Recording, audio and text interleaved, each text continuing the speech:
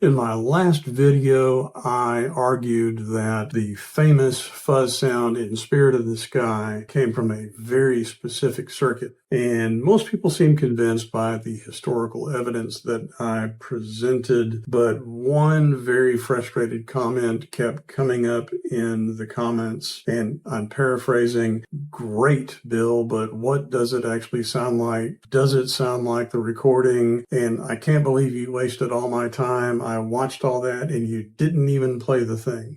Fair enough.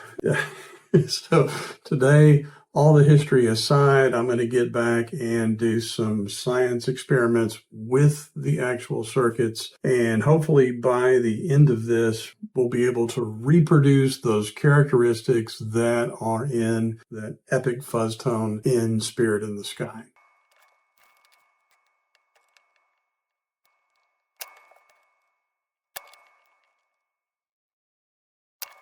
So, quick recap. If you haven't seen the first video, here's the short version. After looking at the timeline, the available products, the physical constraints of putting a fuzz into a Telecaster, and the circuits themselves, I concluded that the fuzz used on Spirit in the Sky was almost certainly a Jordan Boss Tone circuit. And more specifically, it was the California version of the circuit. But the historical argument only gets us so far. The real question is, can it actually make the right sound? So for my experiment, and to keep things as fair as possible, we're going to compare three things. First up, the Electro-Harmonix Satisfaction Fuzz, which is a recreation of the Jordan Boss Tone Nashville circuit. Now, this particular fuzz I have repaired and I've modified, which you can see in a previous video. I'll put a link up there. But in those modifications, I added a 20 nanofarad output capacitor and the clipping diode pair, which weren't included in the original release of the Satisfaction Fuzz, but they did leave the pads open and well marked so that people like me could add those components back in and essentially build a Nashville version of the circuit for the Jordan Boss Tone. So the next contestant in the experiment is the Westcoast Fuzz, which is a recreation of the Jordan Boss Tone version 1, which was invented around 1966, 1967. And I made my version of this circuit using some genuine 1960s era A337, B339 top hat style transistors. I did make a few slight changes to the schematic or to the circuit. I omitted a resistor and the attack potentiometer, figuring I wanted to have the signal as hot as it could possibly be getting into the circuit to create the fuzz.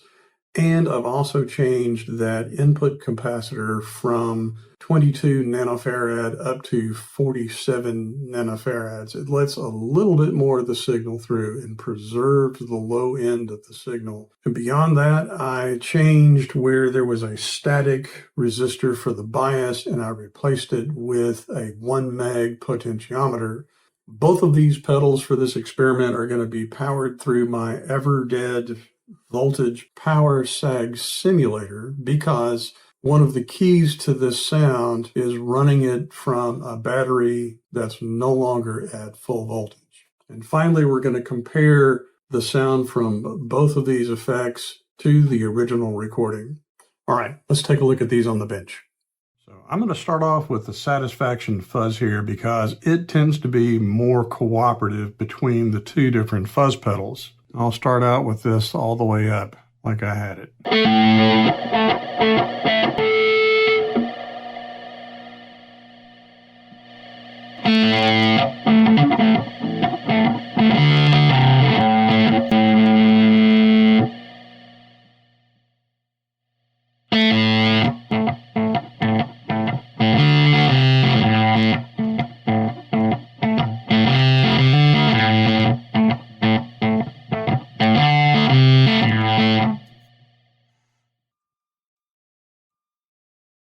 So now we compare this to the Westcoast Fuzz, which is based on the Jordan Boss Tone California circuit, which came out in about 1967.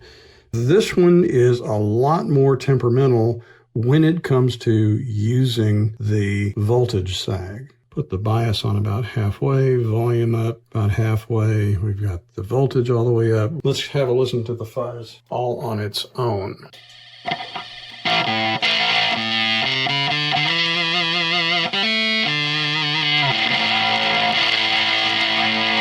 So listen to what happens when I start to lower the voltage. The transistor bias in the circuit is going to shift and it's going to start to oscillate like crazy.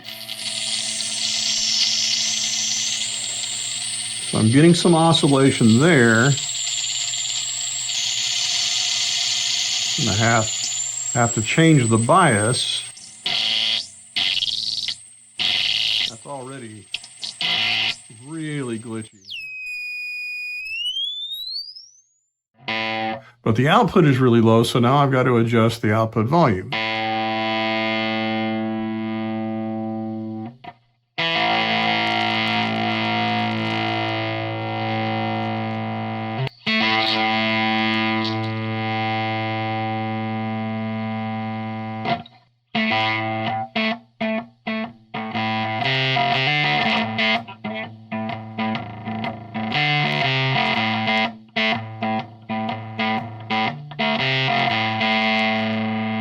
So it's a very temperamental circuit. I wind up having to change the voltage, and when I do that, I have to change the bias to keep it from oscillating. I usually have to turn the output volume all the way up so that it can be picked up by the amp. But there is this sweet spot where it starts to have the characteristics of Spirit in the Sky. When I play soft, there's that characteristic fuzz in the notes, and when I pluck harder, it has that rasp to it.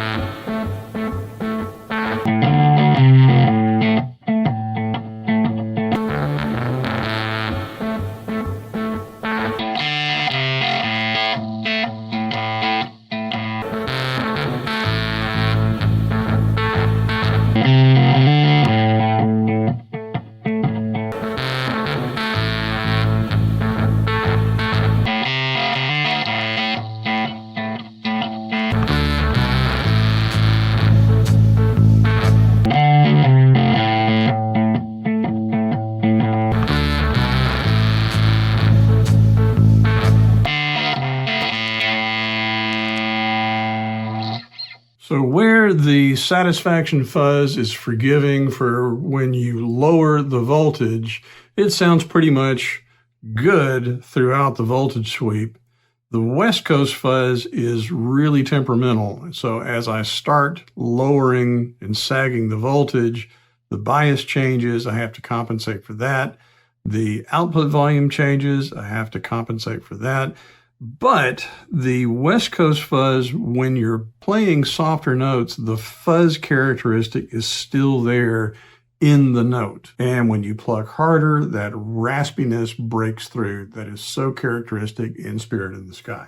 And now somehow I'm going to edit bits and pieces of each of the different fuzz demos with the original track, and I will leave it up to you to decide which one of these things sounds more like the recording. Well, that was painful. That was basically water torture.